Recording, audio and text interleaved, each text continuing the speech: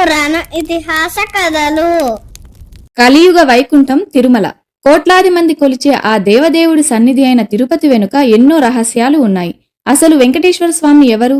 మనం చెప్పుకునే విష్ణుమూర్తి దశావతారాల్లో ఎక్కడా ఆ శ్రీనివాసుడి పేరు వినిపించదు. ఎందుకు? అంతేకాదు, లోకానికి ఐశ్వర్యాన్ని ప్రసాదించే మహాలక్ష్మి అమ్మవారి భర్త అయిన ఆ శ్రీవారు కుబేరుడి దగ్గర అప్పు ఎందుకు తీసుకున్నాడు? యుగాలు గడుస్తున్నా ఆ అప్పు ఇంకా ఎందుకు తీరడం లేదు? వీటన్నిటి వెనుక ఉన్న ఆసక్తికరమైన పురాణ గాథ ఏంటో తెలుసుకోవాలంటే ఈ వీడియోని అస్సలు మిస్ అవ్వకుండా చివరి వరకు చూసేయండి. కాలచక్రం మారుతోంది. ద్వాపర యుగం ముగిసి అధర్మం రాజ్యమేలే కలియుగం ముంగిట లోకం నిలబడింది. అప్పుడు బ్రహ్మదేవుడు ధ్యానంలో ఉండగా ఆయన ముందు ప్రత్యక్షమవుతాడు కలిపురుషుడు. ఒక చేత్తో నాలుకను, మరో చేత్తో తన మర్మాంగాన్ని పట్టుకుని వికృతంగా నిలబడి ఉండటంతో బ్రహ్మ ఆ రూపాన్ని చూసి నివ్వెరపోతాడు. ఎవరు నువ్వు? ఎందుకీ వైపరీత్యం అని ప్రశ్నించగా కలిపురుషుడు అట్టహాసం చేస్తూ ఇలా చెప్తాడు. ఓ బ్రహ్మదేవ, నేను పట్టుకున్న ఈ రెండు అంగాలు రుచి మరియు కామం. ఇవే కలియుగంలో నా ప్రధాన ఆయుధాలు. నా ప్రభావం వల్ల ఆహార నియమాలు అంతరిస్తాయి, భక్తిభావం నశిస్తుంది, స్త్రీ పురుషులు కామపీడితులై విచక్షణ కోల్పోతారు. ఈ అవలక్షణాలతోనే నేను భూమండలాన్ని సర్వనాశనం చేస్తాను అని చెప్తాడు. అన్నట్టుగానే ద్వాపర యుగం చివరి దశలో శ్రీకృష్ణుడు తనువు చాలించిన తరువాత ధర్మం గతి తప్పుతుంది. మనుషుల్లో రాగద్వేషాలు పెరిగిపోతాయి. పరిస్థితి చేయి దాటిపోతుందని గ్రహించిన బ్రహ్మదేవుడు ఇతర దేవతలతో కలిసి వైకుంఠానికి పయనమవుతాడు. బ్రహ్మ విష్ణువుతో, స్వామి, రాబోయే కలియుగంలో భక్తులను రక్షించడం కోసం మీరు భూమి మీద కొలువు తీరండి అని కోరతాడు. లోకరక్షణ కోసం శ్రీ మహావిష్ణువు అంగీకరిస్తాడు. కాని కాలం గడుస్తున్నా ఆయన భూమిపై ప్రత్యక్షం కాకపోవడంతో బ్రహ్మ తన మానసపుత్రుడైన నారదుడిని పిలిచి ఆ శ్రీమన్నారాయణ్ణి భూమి మీదకు రప్పించే బాధ్యతను అప్పగిస్తాడు. మరోవైపు భూమి మీద జరిగే వైపరీత్యాలను అరికట్టాలని కశ్యపాది మహర్షులు గంగానది ఒడ్డున కలియుగ రక్షణార్థం యజ్ఞం చేయాలనుకుంటారు. సరిగ్గా అదే సమయంలో నారదుడు భూమిపై ప్రత్యక్షమయ్యి కొన్ని వందల మంది మునులు, ఋషులు చేస్తున్న యజ్ఞాన్ని చూసి వారితో ఇలా అంటాడు. మహర్షులారా, ఈ మహత్కార్యం ఎవరి కోసం? ఈ యాగఫలాన్ని స్వీకరించి కలియుగంలో భక్తులను రక్షించే ఆ పరమాత్ముడు ఎవరు? నారద మహర్షి వేసిన ఈ ఒక్క ప్రశ్న మునులందరినీ ఆలోచనలో పడేసింది. ఎవరికి వారు తమ ఇష్టదైవమే గొప్ప అని చెప్తుండడంతో నారదుడి ప్రశ్నకు స్పష్టమైన సమాధానం ఇవ్వలేకపోతారు. దాంతో మునులంతా కలిసి ఈ ప్రశ్నకు తగిన పరిష్కారం చూపగల ఏకైక వ్యక్తి భృగు మహర్షి అని భావించి ఆయనను ఆశ్రయించడానికి వెళతారు. నేనొచ్చిన పని దిగ్విజయంగా పూర్తయింది సుమీ. నారాయణ నారాయణ. ఇక భృగు మహర్షి వద్దకు వచ్చిన మునులంతా, మహాత్మా, త్రిమూర్తులలో ఎవరు స్వల్ప పూజలకే ప్రసన్నులై భక్తుల కష్టాలను తీరుస్తారో, ఎవరు కోరిన కోరికలు నెరవేర్చే కల్ప వృక్షమవుతారో పరీక్షించి చెప్పండి అని కోరతారు. మహర్షుల కోరిక మేరకు భృగువు యోగదండాన్ని, కమండలాన్ని చేతబట్టి జపమాలను వడిగా త్రిప్పుతూ మొదటగా సత్యలోకానికి వెళ్లి బ్రహ్మదేవుని దర్శిస్తాడు. అక్కడ బ్రహ్మ సరస్వతీ సమేతుడై భృగు మహర్షి రాకను గ్రహించక సరస్వతీదేవి సంగీతాన్ని ఆలకిస్తూ సృష్టిని ముందుకు నడుపుతుంటాడు. భృగు మహర్షి అహంకారంతో, ఓ బ్రహ్మదేవా, నీవు నా రాకను గ్రహించవా? కలియుగంలో భూలోకమునందు నీకంటూ దేవాలయాలను నిర్మించరు, అలాగే నీవు ఎన్నటికీ పూజింపబడవు అని శపిస్తాడు. అవమాన భారంతో కోపంగా భృగు మహర్షి కైలాసానికి వెళతాడు. శివలోకంలో శివపార్వతులు ఆనంద తాండవం చేస్తూ పరవశిస్తుంటారు. వారు కూడా భృగు మహర్షి రాకను గ్రహించకపోవడంతో కోపాగ్నికి గురైన భృగువు శివుణ్ణి కలియుగంలో భూలోకమునందు నిన్ను లింగ రూపంలో మాత్రమే పూజిస్తారు అని శపిస్తాడు. ఇక్కడ చాలా మందికి ఉన్న సందేహం ఏంటంటే, ఈ శాపం కలియుగంలో ఇస్తే మరి అంతకు ముందు యుగాలలో కూడా శివుడు లింగ రూపంలోనే ఎందుకు పూజింపబడ్డాడు? అసలు శివుడు ఉద్భవించింది కూడా లింగ రూపమే కదా అని. అందుకు సమాధానం బ్రహ్మ కాలమానంతో ముడిపడి ఉంది. అదేంటంటారా? బ్రహ్మదేవుడి ఆయుష్ 100 సంవత్సరాలు. ఆయనకి ఒక రోజులో ఉండే 12 గంటలు అంటే పగటి సమయాన్ని ఒక కల్పం అంటారు. ప్రతి ఒక్క కల్పం 14 మన్వంతరాల కలయిక. ఒక్కో మన్వంతరంలో 71 మహాయుగాలు ఉంటాయి. ఒక్క మహాయుగంలో 4 యుగాలైన సత్యయుగం, త్రేతాయుగం, ద్వాపర యుగం, కలియుగాలు ఉంటాయి. ప్రస్తుతం బ్రహ్మకు 51 సంవత్సరాలు నిండాయి. శివపురాణం ప్రకారం ఈ శాప వృత్తాంతం కల్పం మొదట్లోనే జరిగింది, అంటే బిఫోర్ 14 మన్వంతరాస్. ఆ శాప ప్రభావం అన్ని మహాయుగాలలోనూ పునరావృతమయ్యి శివుడు లింగ రూపంలోనే ఉద్భవించడం జరిగింది. అందుకే పరమశివుడు ప్రతి ఒక్క యుగంలో కూడా లింగ రూపంలోనే పూజించబడతాడు. ఇక మరొక చిన్న సందేహానికి క్లారిఫికేషన్ ఏంటంటే, బ్రహ్మదేవుడి టెంపుల్ అయిన పుష్కర్, మధురైలోని శివుడి టెంపుల్లో మాత్రం వీరు ఒరిజినల్ ఫామ్ లోనే ఎందుకు పూజింపబడతారు అని. అందుకు కారణం ఏంటంటే, మన్వంతరాలు, మహాయుగాలు మారుతున్న కొద్దీ ప్రతి యుగం కూడా స్వల్ప మార్పులతో రిపీట్ అవుతూ వస్తుంది. ఇది నేను చెప్పట్లేదు, ఇలా మార్పులు జరుగుతున్నాయని పురాణాలు, ఉపనిషత్తులు చెప్తున్నాయి. ఇంకా ప్రూఫ్ గా షార్ట్ కట్ లో చెప్పాలంటే, అమరుడైన కాకభుషుండి అనే కాకి ఇప్పటికీ సాక్ష్యంగా ఉంది. ఈ కాకభుషుండి ఇప్పటి వరకు 11 సార్లు రామాయణాన్ని, 16 సార్లు మహాభారతాన్ని ఎన్నో మార్పులతో చూశాడు. ఆ మార్పుల ప్రభావమే ఇందాక చెప్పిన ఎక్సెప్షనల్ టెంపుల్స్. మీకు కాకభుషుండి పూర్తి చరిత్ర కావాలంటే కమెంట్ రూపంలో మాకు తెలియజేయండి. ఇక శ్రీహరి చరిత్రలోకి వస్తే కైలాసంలో జరిగిన అవమానానికి భృగు మహర్షి అసంతృప్తితో ఎంతో కోపంతో వైకుంఠానికి చేరుకుంటాడు. వైకుంఠ ద్వారాల వద్ద ఆ శేషతల్ప శ్రీనివాసుని గట్టిగట్టిగా పిలుస్తాడు. ఎన్నిసార్లు పిలిచినా కూడా స్వామి పలుకలేదని భృగువు ఒక్కసారిగా వైకుంఠ ద్వారాలను తెరిచి లక్ష్మీ నివాసమైన నారాయణుని వామ వక్షస్థలాన్ని తన కాలితో తంతాడు. అప్పుడు శ్రీ మహావిష్ణువు తన తల్పం నుండి క్రిందకు దిగి భృగువుకి నమస్కరించి, ఓ మహర్షి, మీ రాకను గమనించలేదు, నన్ను క్షమించండి. నా కఠిన వక్షస్థలాన్ని తన్ని మీ పాదాలు ఎంత కందిపోయుంటాయో అని భృగు మహర్షిని తన ఆసనంపై కూర్చోబెట్టి అతని పాదాలను తన ఒడిలో పెట్టుకుని ఒత్తడం మొదలు పెడతాడు. అలా ఒత్తుతూ మహర్షి అహంకారానికి మూలమైన పాదం కింది భాగంలోని కన్నును చిదిమేస్తాడు.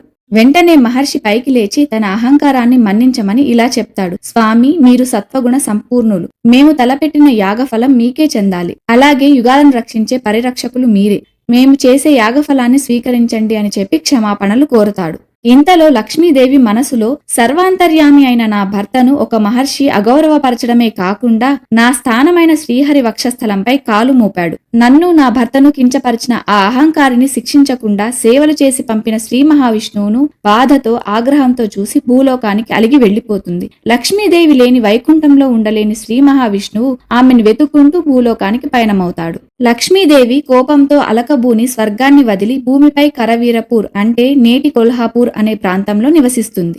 మహాలక్ష్మి కోసం శ్రీ మహావిష్ణువు భూలోకం చేరి సువర్ణముఖి నది తీరాన ఉన్న పచ్చని వెంకట కొండపై దిగి చింత చెట్టు క్రింద చీమల పుట్టలో లక్ష్మీదేవి తిరిగి రావాలని తిండి నిద్రలు లేకుండా ధ్యానం చేస్తాడు. మహావిష్ణువు పరిస్థితిని చూసి బ్రహ్మ, శివుడు కొల్హాపూర్లో ఉన్న లక్ష్మీదేవిని వైకుంఠం చేరమని బ్రతిమాలుతారు. కోపం తగ్గని అమ్మవారు వారి ప్రార్థనను నిరాకరిస్తుంది. బ్రహ్మ, శివుడు విష్ణువు ఆకలి తీర్చడానికి వారిద్దరూ ఆవు దూడలుగా మారి లక్ష్మీదేవిని సహాయం చేయమంటారు. లక్ష్మీదేవి ఒక ఆవుల కాపరినిగా మారి ఆ రాజ్యాన్ని పరిపాలించే చోళరాజుకు ఆ ఆవు దూడలను అమ్ముతుంది. చోళరాజు తన పశువుల మందతో పాటు వీటిని కూడా కలిపి వెంకటగిరిపైకి మేతకు పంపుతాడు. ఆ ఆవు విష్ణువు ఉన్న పుట్టను కనిపెట్టి తన పొదుగుని కలుగులోకి ఉంచి తన పాలను శ్రీనివాసుడికి ఆహారంగా అందిస్తుంది. ఆ దృశ్యాన్ని చూసిన ఆవుల కాపరి కోపంతో ఆ ఆవుపై గొడ్డలిని విసురుతాడు. ఆవును కాపాడేందుకు శ్రీనివాసుడు చీమల పుట్ట నుండి పైకి లేచి ఆవుకి అడ్డంగా నిలబడడంతో ఆ గొడ్డలి శ్రీనివాసుడి తలకు తగిలి రక్తం ధారాళంగా కారుతూ ఉంటుంది. ఒక సాధు జంతువు రక్తాన్ని కళ్ళ చూడాలి అనుకున్న ఆవుల కాపరి తప్పుకు శిక్షగా అతడు అక్కడికక్కడే మరణిస్తాడు. కానీ మొట్టమొదటిసారిగా భూమి మీద శ్రీ మహావిష్ణువు దర్శన భాగ్యం కలిగినందున ఆ కాపరి మోక్షాన్ని పొందుతాడు. ఆవు రూపంలో ఉన్న బ్రహ్మ శ్రీనివాసుడి రక్తాన్ని నయం చేయాలని వెంటనే రాజు వద్దకు వెళుతుంది. విషయం అర్థం కాని రాజు సైనికులతో కలిసి అడవిలో విధ్వంసం సృష్టించడానికి బయలుదేరతాడు. అయితే ఒక ఆవుపై గొడ్డలి ఎత్తిన ఆ రాజ్యపు అధర్మ పరిపాలనకు ఆగ్రహితుడైన విష్ణువు చోళరాజుని పిశాచిగా మారమని శపిస్తాడు. చోళరాజు క్షమించమని కోరగా విష్ణువు అతనితో, తదుపరి జన్మలో నీవు ఆకాశరాజుగా జన్మించి శ్రీనివాసుడికి పద్మావతితో వివాహం జరిగిన తరువాత శాప విమోచనం కలిగేలా వరమిస్తాడు. శ్రీనివాసుడి తలకి గొడ్డలి గట్టిగా తగలడం వల్ల అక్కడ ఒక పెద్ద గాయం ఏర్పడి జుట్టు రాలిపోతుంది. సరిగ్గా అదే సమయంలో అటువైపుగా ఆకాశ మార్గంలో వెళ్తున్న గాంధర్వ కన్య నీలాదేవి దివ్యమంగళ స్వరూపమైన శ్రీనివాసుని చూస్తుంది. ఇంతటి మనోహరమైన వదనంతో ఉన్న ఇతడి తలపై ఆ జుట్టు లేని ప్రదేశం లోపమవ్వకూడదు అని ఆమె తన జుట్టును త్యజించి శ్రీనివాసుడికి ఇస్తుంది. ఆ దేవి నిస్వార్థ భక్తికి ముగ్ధుడైన శ్రీనివాసుడు తిరుపతిలో తన భక్తులు జుట్టును ఇచ్చినప్పుడు అవి ఆమెకే చేరి ఆమె పేరుతో తలనీలాలుగా ప్రసిద్ధి చెందుతాయి అని వరమిస్తాడు. అందుకే నేటికి కూడా తిరుమలలో భక్తులు సమర్పించే జుట్టు ఆ నీలాదేవికి చేరి భక్తికి ప్రతిరూపాలుగా తలనీలాలుగా పిలువబడుతున్నాయి. ఆ తరువాత విష్ణువు శ్రీనివాసుడిగా భూలోకంలోని వరాహ క్షేత్రంలో మహాలక్ష్మి అమ్మవారిని వెతుకుతూ కొండపై తిరుగుతూ ఉంటాడు. అప్పుడు వరాహస్వామి శ్రీనివాసుడికి కొండపై కొంత నివాస స్థలాన్ని ఇస్తాడు. వరాహుడు చేసిన సహాయానికి శ్రీనివాసుడు తిరుమలలో తన దర్శనార్థం వచ్చే భక్తులు మొట్టమొదటగా వరాహుణ్ణి దర్శించుకున్న తరువాతే తన వద్దకు రావాలని, అలా వచ్చిన వారి కోరికలు తప్పక నెరవేరుతాయని మాట ఇస్తాడు. అందుకే నేటికి కూడా ఆలయ పూజారులు మొట్టమొదటి నైవేద్యాన్ని వరాహస్వామికి సమర్పించగా భక్తులు మొదటగా వరాహుణ్ణి దర్శించుకున్న తర్వాతే వెంకటేశ్వర స్వామి దర్శనానికి వెళ్తుంటారు. అయితే వెంకటాద్రి పైన వకుళాదేవి కొంతకాలంగా వరాహస్వామికి సేవ చేస్తూ ఉంటుంది.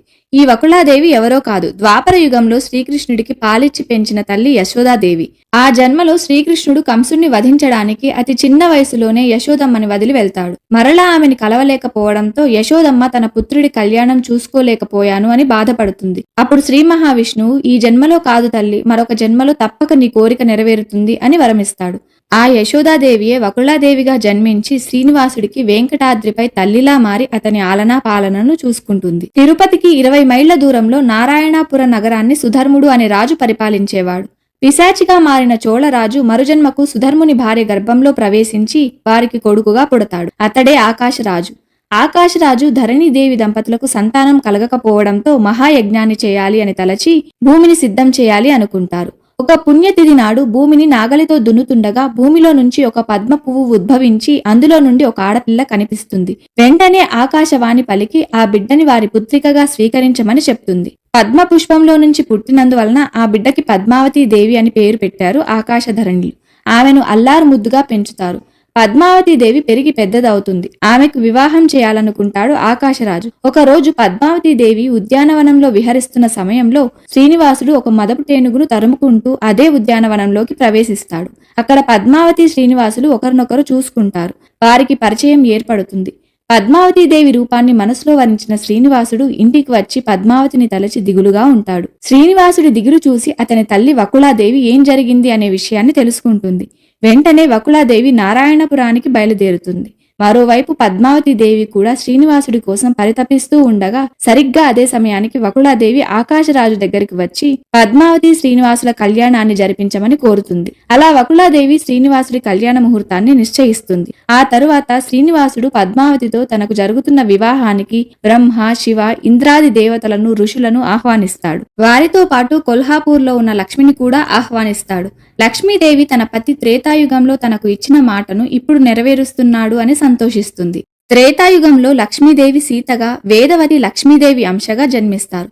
రావణుడు సీతమ్మను అపహరించినప్పుడు వేదవతి అగ్నిదేవుడి సహాయంతో మాయా సీతగా మారి అశోకవనంలో రావణ దుష్ట కార్యాలను భరిస్తుంది. రాముడు రావణుడిని వధించిన తరువాత మాయా సీత అనగా వేదవతి అగ్ని ప్రవేశం చేయగా నిజమైన సీతమ్మ అగ్ని నుండి బయటకు వస్తుంది. సీతమ్మ వేదవతితో తనకు చేసిన ఉపకారానికి ఒక కోరికను కోరమనగా ఆమె విష్ణువుని వివాహం చేసుకోవాలనే తన కోరికను చెప్తుంది. సీతమ్మ రాముణ్ణి అడగగా రాముడు తాను త్రేతాయుగంలో ఏకపత్ని వ్రతుడని కాబట్టి కలియుగంలో ఆమెను పరిణయమాడతాను అని లక్ష్మీ స్వరూప సీతాదేవికి మాట ఇస్తాడు. త్రేతాయుగంలో ఆ వేదవతియే కలియుగంలో పద్మావతీదేవి.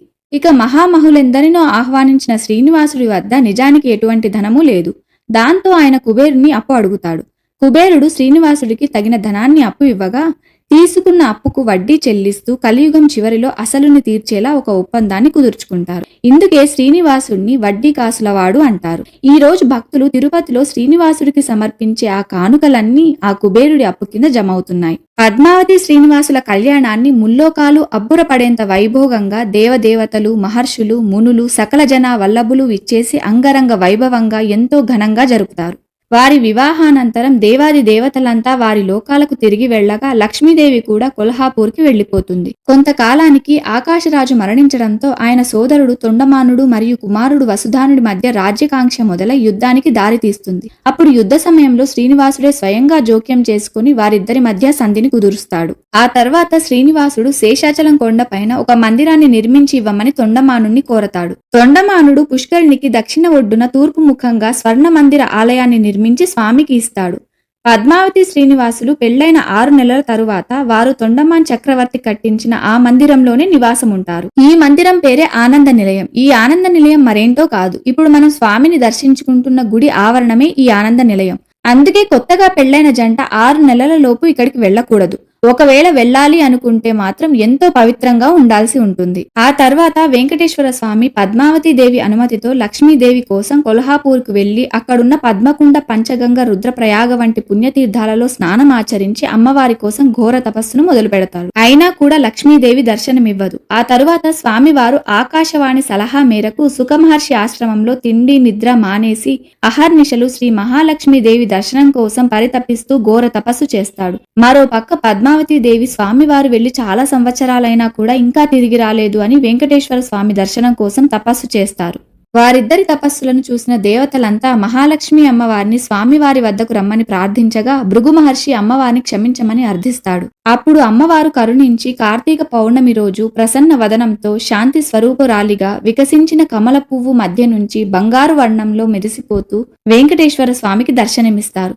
స్వామివారు అమ్మవారి దగ్గరికి పరుగు పరుగున వెళ్లి ఇంకెప్పుడు తనని వదిలి వెళ్లొద్దని తన మెడలో ఉన్న పూలమాలను అమ్మవారికి అలంకరిస్తాడు. తర్వాత స్వామివారు తిరుమలలో లక్ష్మీ సమేతంగా కొండపైకి చేరుకుంటారు. అక్కడ లక్ష్మీదేవి స్వామివారి గుండెలపై కొలువు కాగా, స్వామివారి రాకకై తపస్సు చేసిన పద్మావతి దేవికి కూడా శ్రీహరి తన గుండెలపై ఉండేలా స్థానమిస్తాడు. అలా వ్యూహలక్ష్మిగా లక్ష్మీదేవి, భూతకారుణ్య లక్ష్మిగా పద్మావతి దేవి స్వామివారి గుండెలపై తిరుమలలో కొలువై ఉంటారు. బ్రహ్మదేవుడు కలియుగాంతం వరకు ఇక్కడే ఉండమని మహావిష్ణువుని కోరడం వల్ల మహావిష్ణువు శేషాద్రి పైన శిలగా వెలిసి అశేష జనవాహినికి పుణ్య మార్గాన్ని చూపిస్తూ కోరిన కోరికలు తీరుస్తూ భూలోకంలో ధర్మాన్ని, పుణ్యాన్ని, దైవభక్తిని కలియుగాంతం వరకు కాపాడడానికి శ్రీ వెంకటేశ్వర స్వామిగా తిరుమల కొండపై కొలువై ఉన్నాడు. కాబట్టి తిరుమలలో దర్శనం అనేది కేవలం ఒక యాత్ర కాదు, అది యుగాల చరిత్రను అనుభవించే ఒక ఆధ్యాత్మిక అనుభూతి. ఇక ఇక్కడ గమనించవలసిన మరొక ముఖ్యమైన విషయం ఏంటంటే, వెంకటేశ్వర స్వామి ఎందుకు విష్ణుమూర్తి దశావతారాలలో పరిగణింపబడలేదు అని. సాధారణంగా విష్ణుమూర్తి అవతారాల వెనుక ఒక నిర్దిష్ట కారణం ఉంటుంది. ఆయన అవతారాలన్నీ రాక్షస సంహరణకు, అధర్మాన్ని ఓడించి ధర్మాన్ని నిలబెట్టడానికి లేదా సమస్త సృష్టిని రక్షించడం కోసం ధరించిన మహావతారాలే మత్స్య, కూర్మ, వరాహ, నరసింహ, వామన, పరశురామ, రామ, బలరామ, కృష్ణ, కల్కి అవతారాలు. ఇవి మాత్రమే కాదు, పురాణాల ప్రకారం విష్ణుమూర్తి 24 అవతారాలలో లోక సంరక్షణ చేశారు. ఆ 24 అవతారాలు ఏంటో మీకు తెలిస్తే కమెంట్ రూపంలో తెలియజేయండి. అయితే ఈ అవతారాలన్నింటిలో వెంకటేశ్వరుడు లేకపోవడానికి కారణం ఏంటంటే, వెంకటేశ్వర తత్వం వీటన్నిటికీ భిన్నమైంది. శ్రీనివాసుడు ఒక నిర్దిష్ట కార్యసిద్ధి కోసం భూమిపైకి రాలేదు. సాక్షాత్తు ఆ వైకుంఠ వాసుడే తన సొంత అభీష్టంతో తన అర్ధాంగి అయిన లక్ష్మీదేవి ప్రేమ కోసం ఆయన స్వరూపంలోనే భూలోకానికి దిగివచ్చాడు. అందుకే విష్ణువు ధరించిన ఏ అవతారంలోనైనా సరే మనం వెంకటేశ్వర స్వామిని అవతారంగా పరిగణించము. ఆయన ఒక అవతారం కాదు, సాక్షాత్తు ఆ శ్రీమన్నారాయణుడే భక్తుల కోసం, తన అర్ధాంగి కోసం కొలువైన స్వయంభువు. ఈ వీడియో నచ్చితే లైక్ చేసి మన హిందూ సనాతన ధర్మాన్ని ఈ వీడియో ద్వారా అందరికీ తెలిసేలా షేర్ చేయండి. ఆ గోవిందుడి మీద మీకున్న భక్తిని ఓం నమో వెంకటేశాయ అని కమెంట్ రూపంలో తెలియజేయండి. ఓం నమో వెంకటేశాయ, ఓం నమో నారాయణాయ నమః.